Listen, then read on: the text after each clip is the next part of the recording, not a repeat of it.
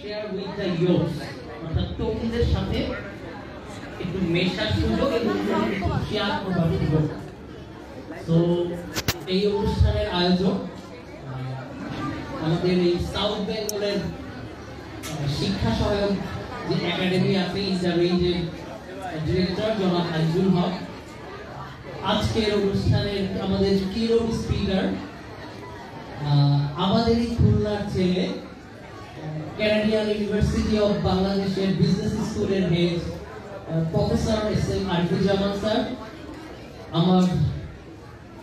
আমাদের যারা হার্ড বা স্টার স্টুডেন্টস এবং সম্মানিত অভিভাবক সকলকে আমার পক্ষ থেকে প্রীতি এবং শুভেচ্ছা জানিয়ে খুব স্বল্প আকারে আমি আমার বক্তব্য আমার ছোট্ট একটু উপস্থাপন করবো আর কি। হ্যাঁ,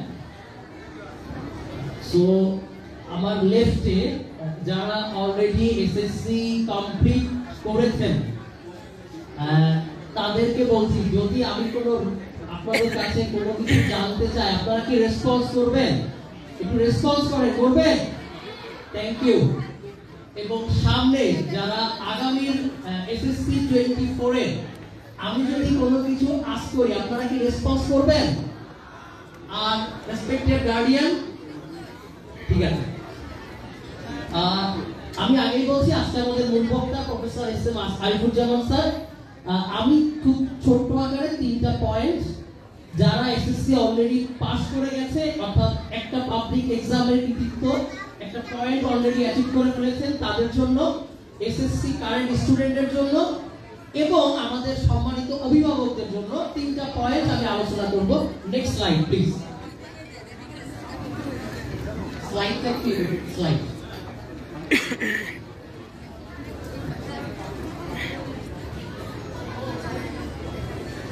আমি বিরক্তের কারণ হব না, আমি খুব শর্টে ছেড়ে দিব। হ্যাঁ, আমি 3টা বিষয়ে কথা বলবো। এক, আজকে এখানে যারা উপস্থিত তরুণ সমাজ, এই ইয়ুথস এন্ড বাংলাদেশ, আপনাদের নিয়ে 17 কোটি, এর মধ্যে ইয়ুথ দ্যাট মিন্স আপনারা অ্যাপ্রক্সিমেট 33%, মানে 3 ভাগের 1 ভাগ। আর কর্মক্ষম জনগোষ্ঠী অর্থাৎ 15 থেকে 64 বা যারা উপার্জন করতে সক্ষম তাদের সংখ্যা প্রায় 66%, মানে 3 ভাগের 2 ভাগ।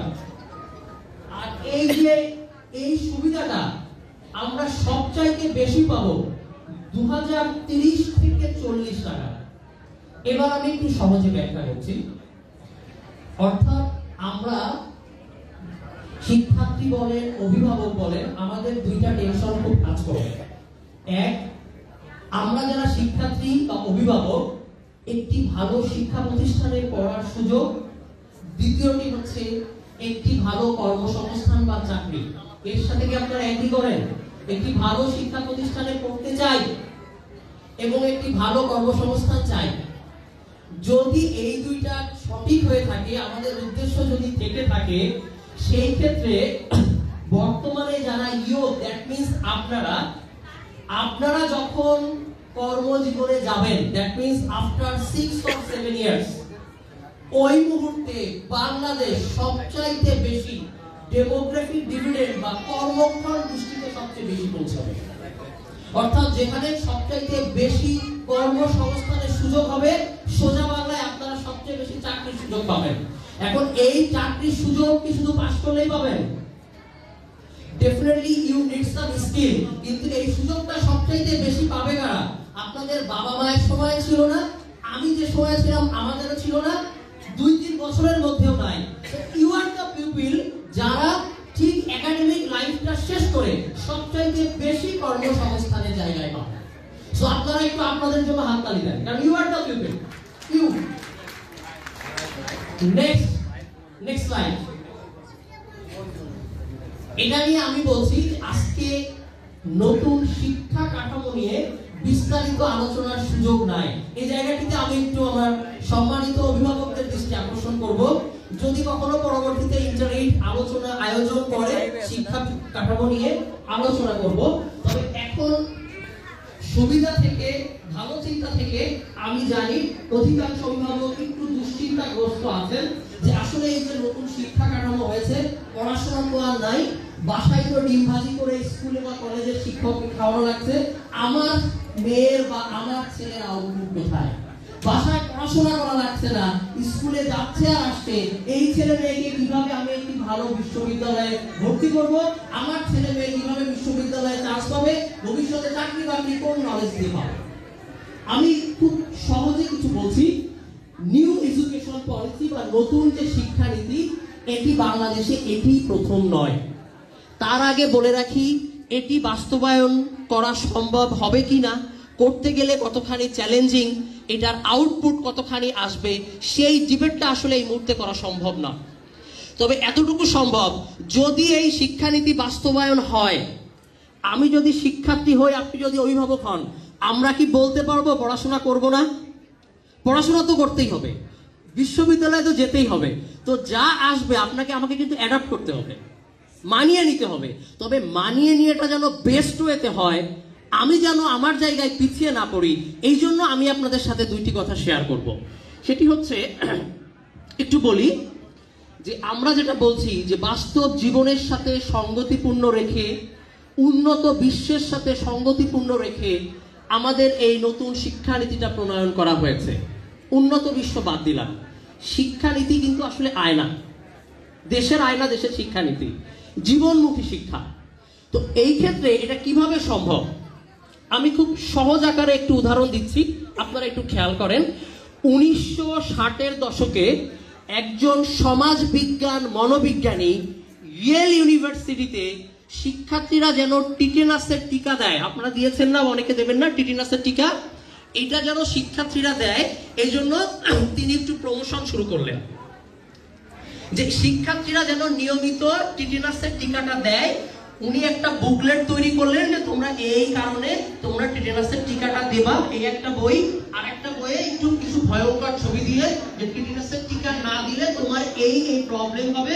দুইটা বুকলেট, দুইটা ক্যাটাগরি স্টুডেন্টদের কাছে দিয়ে তিনি দেখতে লাগলেন যে কারা কারা আসলে টিটেনাসের টিকাটা দেয়া হয়। এটি 1960-এর দশকের কথা বলছে। কিছুদিন পর উনি ফাইন্ডিংসে দেখেন ওই একটু ভয় টয় দেয়া আছে ওরাই দিচ্ছে, কিন্তু টিটেনাসের সংখ্যা দেওয়ার পরিমাণটা মাত্র 3%, 3%। মানে আপনি দেখিয়েছেন টিটেনাস দাও, না দিলে তোমার এই ভয় হবে, কিন্তু শতকরা 3 জনের বেশি টিটেনাসের টিকা দিচ্ছেন না। এবং তিনি পরবর্তীতে দেখছেন, অনেক স্টাডি করে দেখলেন সকল ধরনের তথ্য বইয়ে দেওয়া আছে, ইনফরমেশন কোনো গ্যাপ নাই, এবং যা যা দরকার এ টু জেড, বাট স্টুডেন্টরা টিটেনাসের টিকা গ্রহণ করছে না। তিনি একটু পজ দিলেন, স্টপ করলেন। কিছুদিন পর তিনি নরমাল বুকলেটটা এনে শুধুমাত্র ওইখানে একটা ম্যাপ জুড়ে দিলেন যে বিশ্ববিদ্যালয়ের ম্যাপ হচ্ছে এটি, এবং ওই ম্যাপে একটা রেড স্কোয়ার ফাইন্ড করে দিলেন যে এই হচ্ছে স্বাস্থ্যকেন্দ্র, এই ম্যাপের এই স্বাস্থ্যকেন্দ্রে গেলে আপনি সহজেই টিকা দিতে পারবেন। এবং একই সাথে বলে দিলেন যে এই সকাল দুপুর বিকালে এই টাইমে টিকা দেওয়ার সময় এর যে কোনো একটা সময়ে শিক্ষার্থীরা টিকা দিতে পারবে। তিনি একটা রিসার্চের জন্য এই কাজটি করেছেন। আফটার 1 মান্থ তিনি দেখেন 30% বেশি স্টুডেন্ট টিকা নিয়ে ফেলেছে। ব্যাপারটি ছিল, আপনি ইনফরমেশনে ভরপুর একটি বই, আপনি তাকে অনেক কিছু করে বাধ্য করছেন যেটি স্টুডেন্টদের কোনো কাজেই লাগেনি, যেখানে শুধুমাত্র একটি ম্যাপে ফাইন্ড আউট করে দেওয়া আছে এই যে হসপিটাল বা স্বাস্থ্যকেন্দ্র, এবং একই সাথে এই সময়ের মধ্যে, অর্থাৎ স্টুডেন্টরা তাদের দৈনন্দিন রুটিনের মধ্যে তারা একটা সময় বের করে তারা টিটেনাসের টিকাটা নিয়ে নিচ্ছে। অর্থাৎ আমরা যতই আসলে এই বলরুমে গলা ফাটাই না কেন যে বইয়ের সাথে শিক্ষার্থীদের মিলন ঘটাতে হবে, যতক্ষণ না পর্যন্ত আমার দৈনন্দিন রুটিনের সাথে আমি যদি আমার এই শিক্ষাটাকে বাস্তবায়ন না করি, ম্যাচ না করি, ততক্ষণ পর্যন্ত কিন্তু আসলেই আমার শিক্ষানীতি জীবন নীতিতে পরিণত হবে না। এবং এই জায়গাটাই কিন্তু 3টা পক্ষ। এক, যারা এই শিক্ষানীতি প্রণয়ন করবেন, দ্যাট মিনস আমাদের দেশের নীতি নির্ধারক। 2, শিক্ষকবৃন্দ যারা ক্লাসে পড়াবেন। 3, শিক্ষার্থী এবং অভিভাবক। সো 3টা পক্ষ যদি এখানে সঠিকভাবে ব্লেন্ডিং না হয়, এই শিক্ষানীতি বাস্তবায়ন করা কঠিন হয়ে যাবে। আর যদি এই শিক্ষানীতি বাস্তবায়ন কঠিন হয়ে যায়, তাহলে কিন্তু আমরা যে 2041-এর যে স্বপ্ন দেখছি এটা অর্জন করাও কিন্তু টাফ হয়ে যাবে। এই সেন্সে আমি খুব সহজে আমার সম্মানিত অভিভাবক বৃন্দ দৃষ্টি আকর্ষণ করে বলছি, আপনারা এই মুহূর্তে একটি কাজ অন্তত করবেন, এবং শিক্ষার্থীরাও যে কাজটি করবে, যেহেতু স্কুল লাইফ আপনাদের উভয়েরই শেষ, সেটি হচ্ছে আপনারা আপনাদের স্টুডেন্টদের, আপনাদের সন্তানদের প্রবলেম সলভ করানোর বিষয়ে চিন্তা ভাবনা করাবেন। অর্থাৎ সবচেয়ে নাম্বার 1, যদি আপনি সময় দিতে পারেন, অর্থাৎ পরিবারের বাবা উপার্জনক্ষম হলে মাও যদি ব্যস্ত থাকে, এমন কোন জায়গায়, এমন কোন ইনস্টিটিউশন বা এমন কোন ট্রেইন পারসন বা এমন কোন ফোরামে আপনার স্টুডেন্টকে দিবেন যেখানে আপনার 10টা, আপনার ছেলের সাথে বা মেয়ের সাথে আরো 10টা স্টুডেন্ট, তারা সেখানে কোনো প্রবলেম চিন্তা ভাবনা করে একটা ফাইন্ডিংস আনতে পারে। You have lots of opportunity. বাসায় এসে আপনি অনেক 10টা টিচারের কাছে ব্লেন্ডিং করবেন, আউটপুট কিন্তু 0 হবে। যদি নতুন শিক্ষানীতি বাস্তবায়ন হয়, আমরা এক্সপেক্ট করি, ভালোভাবে এক্সপেক্ট করি, আপনি যদি শুধু মনে করেন যে আমার সন্তানকে আমি মানুষ করব, এবং সে যদি শুধু তার সেলফ সেন্টার চিন্তা দিয়ে, অর্থাৎ এখনো পর্যন্ত যে টেক্সট বুক নির্ভর, আপনার স্টুডেন্ট বা আপনার সন্তানের পারদর্শিতা অ্যাচিভ হবে না। সো আমি আপনাদের কাছে বিনীত অনুরোধ করব, বাসায় অবশ্য এসএসসি পাস করে গেছে, ছোট সন্তান যদি থাকে, ভাগ্নি যদি থাকে, এমন জায়গায় আপনার ছেলে মেয়েকে দেন যেখানে ও ওর 10টা ফ্রেন্ডকে নিয়ে কোনো প্রবলেম ফাইন্ড আউট করে কোনো সলিউশন করতে পারে, এবং যারা করাবে তারা যেন ট্রেন্ড আপ হয়। অন্তত এই কাজগুলো করে না, সবচেয়ে ভালো হয় যদি আপনি তাকে সময় দিতে পারেন, দ্যাটস দ্য বেস্ট। এর বিকল্প এই শিক্ষানীতির যে আউটপুট আনতে আপনার সন্তানের আপনি কিন্তু পারবেন না, কারণ আমরা ধরে নিচ্ছি এটি বাস্তবায়ন হবে। ভালো কি মন্দ, প্রবলেমস, দ্যাটস ডিফারেন্ট, ওইটা আরেকদিন চিন্তা করা যাবে। সো প্লিজ আপনারা আপনাদের সন্তানদের ওই জায়গাগুলোতে প্লেস করান, যেন আপনার সন্তান আপনার ফ্রেন্ডের সাথে আড্ডাও দিক, প্রবলেম আইডেন্টিফাই করে সলিউশনের ব্যবস্থাও করুন। অন্যথায় কিন্তু যে শিক্ষানীতি আসছে ওইখানে পারদর্শিতা, যে মূল্যায়নের কথা বলছে, ওই মূল্যায়নে আপনার সন্তান পিছিয়ে পড়বে এবং আলটিমেটলি সে ধাপে ধাপে পিছিয়ে যাবে। Next slide please. স্লাইডটা একটু চেঞ্জ করবেন, হ্যাঁ।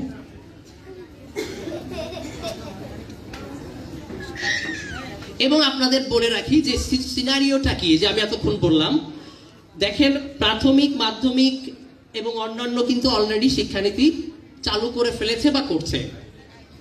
এখন আপনাদের যে দুইটা টেনশন, আমার ছেলে বা মেয়েকে আমি ভালো ইউনিভার্সিটিতে কিভাবে দিব, এবং আমার ছেলে বা মেয়ে ভবিষ্যতে কি চাকরি পাবে। গভর্নমেন্ট ইজ ওয়ার্কিং, কি করছে দেখেন, একটু খেয়াল করবেন। ইউনিভার্সিটি অ্যাডমিশন আর এখনকার মতো থাকছে না। কি হচ্ছে, টোটালি একটা ন্যাশনাল একটা টেস্টিং অথরিটি এনটিএ গঠন হয়ে গেছে। অলরেডি শিক্ষাবিদদের নিয়ে এটা হয়ে গেছে, ন্যাশনাল টেস্টিং অথরিটি। এরাই ডিসিশন নেবে বিশ্ববিদ্যালয়ে কিভাবে শিক্ষার্থী ভর্তি হবে, এবং আপনি ঠিক যেই কারিকুলামে এসএসসি এবং এইচএসসি সম্পন্ন করছেন, ঠিক ওর বেসেই এই এনটিএ চালু হবে, এন্ড দেন আপনারা বিভিন্ন ইউনিভার্সিটিতে রিপ্লেস হবেন। তার মানে কি অলরেডি শুরু হয়ে গেছে না? আমি আপনি এখানে শুরু হয়ে গেছে। এইবার আসেন ইউনিভার্সিটি লেভেলে কি হবে। আমরা ইউনিভার্সিটি লেভেলে পাঠদান করছি। আমার ইউনিভার্সিটিতে আমি যেভাবে পড়েছি বা আমাদের সিনিয়ররা যেভাবে পড়েছে, চেঞ্জ। ইউনিভার্সিটি লেভেলে কি চেঞ্জ আসছে, OBE, outcome based education, already আমরা এটা অ্যাপ্লাই করছি। অর্থাৎ এই যে স্কুল এবং কলেজ লেভেলে আপনাদের যে প্যাটার্নটা শুরু হচ্ছে বা হবে বা চিন্তা, ইউনিভার্সিটিতেও তো পরিবর্তন আনতে হবে। অলরেডি অধিকাংশ বিশ্ববিদ্যালয় আউটকাম বেসড এডুকেশনে চলে গেছে, এন্ড উইদিন 5 ইয়ার্স আপনারা যখন এন্ট্রি করবেন, you will habituated with this. এইবার আসেন বিশ্ববিদ্যালয়ে তো গেলাম, চাকরি বাকরির কি ব্যবস্থা করবেন, সেখানেও চেঞ্জ। অর্থাৎ এন্ট্রি জব লেভেলে ওইখানেও যে পারদর্শিতার ভিত্তিতে যে মূল্যায়ন কি হবে, এই ভর্তিতেও গভর্নমেন্ট কাজ শুরু করছে। হয়তো আগামী 1-2 বছরের মধ্যে ওই পলিসিও হবে। অর্থাৎ বর্তমানে যে ব্যবস্থায় চাকুরির পরীক্ষা হয়, চাকুরির নিয়োগ হয়, মূল্যায়ন হয়, এই মূল্যায়নও থাকবে না। তার মানে আপনি কিন্তু অলরেডি প্ল্যাটফর্মে উঠে গেছেন, ইউ হ্যাভ টু ডিসাইড। একদম দেখেন, এটা কিন্তু একদম প্রাইমারি থেকে up to entry job level. এরপর তো আর বাবা মার চিন্তা করার কিছু নাই, বাবা মা তো ওই লেভেল পর্যন্ত দিলেই হচ্ছে। So prepare for this. আমি জানি এটা নিয়ে শুধু খুলনা না, সারা বাংলাদেশে অভিভাবক, শিক্ষার্থী, সচেতন মহলে অনেক দুশ্চিন্তা, আবার অনেকে পজিটিভলি নিচ্ছে। কিন্তু আমার কথা হচ্ছে ভাই, পজিটিভ হোক নেগেটিভ হোক, যদি আমার পড়াশোনার সিস্টেম যেটা হয়, আমাকে কিন্তু সে লেভেলেই চলতে হবে আরো 10 জনের সাথে। সো যদি চলতে হয় আমি যেন পিছিয়ে না পড়ি, কারণ গভর্নমেন্টের কিন্তু প্ল্যান হয়ে গেছে। আপনি চিন্তা করতেছেন তাহলে আমার স্টুডেন্টকে ইউনিভার্সিটিতে ভর্তি কিভাবে নেবে? Government has plan. আপনি চিন্তা করছেন আমার ছেলে বা মেয়ে চাকরির জন্য কি করবে? Government has the preparation. So আপনাকেও মুভ ফরওয়ার্ড। Next slide. এবার হচ্ছে যারা SSC 24 এর স্টুডেন্ট, এই বিষয়ে আসলে আপনাদের অন্যান্য শিক্ষকরা সবচাইতে ভালো বলতে পারবেন যে এই 3 মান্থ বা এই 2 মান্থের মধ্যে কিভাবে প্রিপারেশন। আমি শুধু আপনাদের সামনে একটি এক্সাম্পল থ্রু করে যাব, ভালো লাগলে অ্যাকসেপ্ট করবেন, ভালো না লাগলে রিজেক্ট করে দিবেন। আমি শুধু এতটুকু বলছি, আপনাদের খুব অল্প সময় আছে না? আপনারা কি বাসায় টিভি দেখেন বা মোবাইলে বা সোশ্যাল নেটওয়ার্কে করা হয়, সুযোগ হয় সোশ্যাল মিডিয়াতে যাবার বা টিভি দেখার? সময় পান? সোশ্যাল মিডিয়া বা ফেসবুকে দেখার কি সময় হয়? হয় না, অনেক ব্যস্ত, তাই তো? এটা কি বাবা মারা কি বারবার করে বলে যে বাবা তুমি একটু ফেসবুকে যাও, একটু সোশ্যাল মিডিয়াতে যাও, একটু টেলিভিশন দেখো? বলে না? না, এটা কিভাবে হয়? নিজে নিজেই সেলফ মোটিভেশন।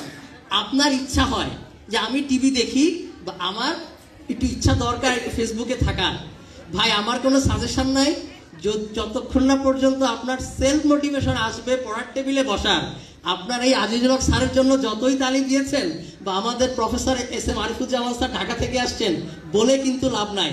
আমি একটা উদাহরণ দিই, যদি ভালো লাগে অ্যাকসেপ্ট করেন প্লিজ। চীনে পৃথিবীব্যাপী এই যে বাঁশ জাতীয় গাছ আছে না, বাঁশ জাতীয়, চীনে একটি বাঁশ জাতীয় গাছ আছে যেটি পৃথিবী বিখ্যাত, যেটির উচ্চতা 90 ফিট হয়ে থাকে, 90 ফিটস। তো এটি যখন প্রথম বপন করা হয়, এই বাঁশ তখন হয় 5 থেকে 6 বছর এটা মাটির উপরে ওঠে না, মানে মাটির ভেতরে, মানে যেটাকে আমরা কি বলি অঙ্কুরোদ্গম বলি না, এটা 5 থেকে 5.5 বছরের মধ্যে আমরা দেখতে পারবো না। আপনি সকল ধরনের পরিচর্যা করবেন, কোনো আউটপুট দেখা হয় না। কিন্তু যখনই এটি মাটির উপরে আপস হয়ে যায়, এটি 6 সপ্তাহে 90 ফিট পর্যন্ত হয়। 6 উইকে এটি 90 ফিট পর্যন্ত হয়, অলমোস্ট 24 আওয়ার্সে 40 ইঞ্চি করে বাড়ে, এবং এটাই এর লাইফ কাল। অর্থাৎ তার একটা বেস তৈরি হলো, 6 সপ্তাহে সে কিন্তু 90 ফিট হয়ে গেল। আমার যেটা কথা যে আপনারা কিন্তু মিনিমাম 10 বছর পার করেছেন। আমি প্লে নার্সারি বা প্রি-1 অন্যান্য যেগুলো আছে বাদই দিলাম।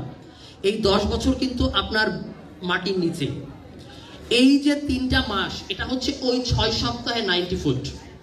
অর্থাৎ আপনি যদি এই 3 মাসে যদি মাটির নিচের কাজ আবার করতে চান, আপনি কিন্তু আপনার এক্সপেক্টেড রেজাল্ট পাবেন না।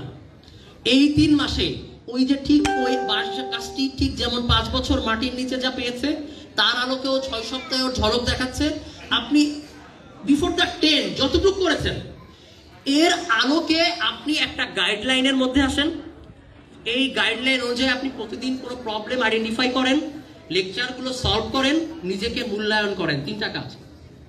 আপনার প্রবলেমগুলো আপনি আইডেন্টিফাই করেন, ওইটা সলভ করেন এবং এক্সাম দেন, আপনাকে মূল্যায়ন করেন। এর বাইরে আমার অনুরোধ থাকবে ভাই, আপনি আর কিচ্ছু করতে যেন না, কারণ যদি আপনি আবার করতে যান, ওই মাটির নিচের কাজ হবে, আপনি কিন্তু বিকশিত হতে পারবেন না। সো যা আছে আপনার নলেজে, যা আছে আপনার থলিতে, প্লিজ ইউটিলাইজ দিস। প্রবলেম এখন লেকচার প্রবলেম করেন, সলিউশন করেন, এক্সাম দেন। আমার মনে হয় যে যদি আপনাদের ভালো লাগে অ্যাকসেপ্ট করবেন, ভালো না লাগলে রিজেক্ট করার অধিকার আপনাদের আছে। পরিশেষে একটি কথা বলবো যে আমরা কি সবাই 3 ইডিয়টস মুভিটা দেখেছি? 3 ইডিয়টস খুব জনপ্রিয় একটা উক্তি আছে না, বন্ধু খারাপ করলে কি লাগে? কষ্ট লাগে, আর বন্ধু যদি ভালো করে আরো কষ্ট লাগে। আমি চাইবো যে কোনো বন্ধুই আপনারা যেন খারাপ না করেন, আপনিও ভালো করেন, আপনার বন্ধুও ভালো করুক, তাহলে মনে আসবে প্রশান্তি। আমি আবারও বিশেষ করে ইন্টারএজ যারা আয়োজন করেছে তাদেরকে, সম্মানিত অভিভাবক এবং আমার যারা তরুণ প্রজন্মের শিক্ষার্থী, সকলকে আমার পক্ষ থেকে অভিনন্দন জানিয়ে শেষ করছি। আল্লাহ হাফেজ।